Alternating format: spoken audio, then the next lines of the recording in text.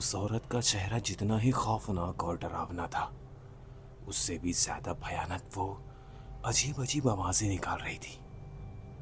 वो आवाजें इतनी डरावनी और कानों में चुभने वाली थी कि मैंने अपने दोनों कानों को बंद कर लिया।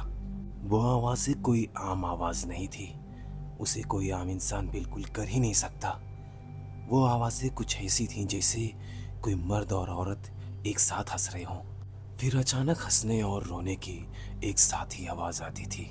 अब तक मैंने उस अनहोनी के बारे में सिर्फ सुना था, लेकिन आज उसका सामना करना मुझे इतना ज्यादा भारी पड़ रहा था कि मैं अपने आप पे काबू तक नहीं रख पा रहा था।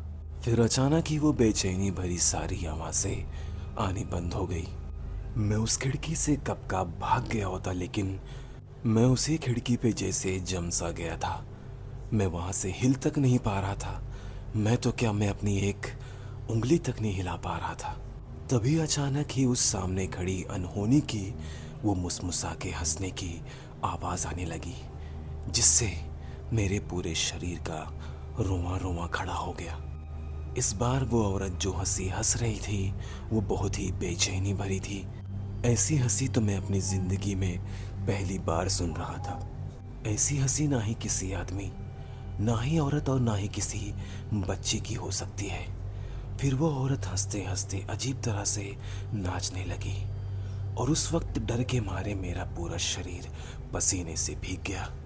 फिर वो औरत नाचते नाचते मेरी तरफ बढ़ने लगी और जब वो औरत मेरी तरफ बढ़ते आ रही थी तो मैं उस खिड़की और रसोई घर से बाहर निकल जाना चाहता था, लेकिन मैं करता भी क्या, मैं तो अपनी गर्दन तक नहीं घुमा पा रहा था।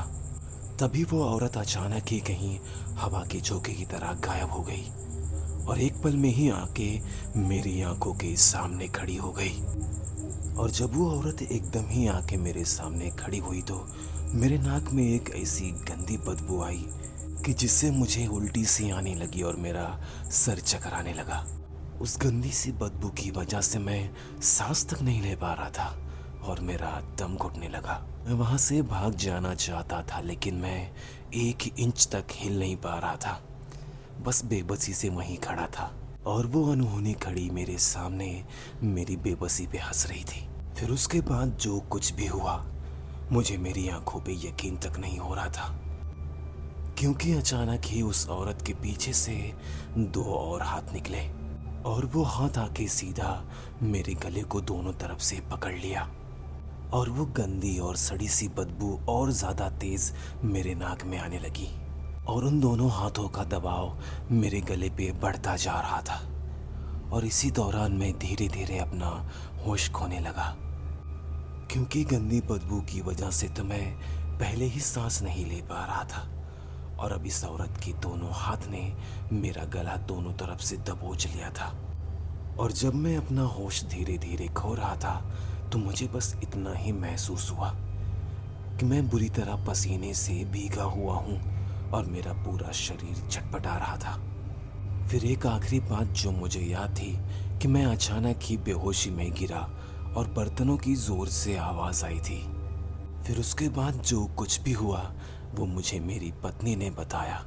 वो बाहर अपने बिस्तर पे सोई हुई थी कि अचानक ही उसके कानों में अंदर से बर्तनों के गिरने की आवाज आई। वो जल्दी से उठी और लालटेन जलाई, फिर सीधा रसोई घर में गई और जब मेरी पत्नी रसोई घर में आई तो उसने देखा कि मैं वहाँ फर्श पे पड़ा हुआ था। जब मेरी पत्नी ने मुझे रसोई घर में बेसुध पड़ा हुआ देखा तो वो एकदम डर गई और एक जोर की चीख मारी, जिसे सुनकर मेरे दोनों बेटे भी रसोई घर में भाग के आ गए। मेरी पत्नी मुझे बार बार बुला रही थी, मुझे जोर जोर से हिला रही थी, लेकिन मैं बेसुध वहीं जमीन पे पड़ा था। ना तो कुछ बोल रहा था और ना ही मैं हिल रहा था। फिर मेरी पत्नी ने बताया कि जब वो मुझे बार बार बुला रही थी और मुझे खींच रही थी तो मैं अचानक ही अपनी आँख खोला। मेरी आँख में जैसे खून उतरा हुआ था। फिर अचानक ही उठ के बैठ गया और अपनी पत्नी का गला पकड़ लिया। गला पकड़ने की वजह से मेरी पत्नी का दम घुटने लगा और वो छटपटा रही थी।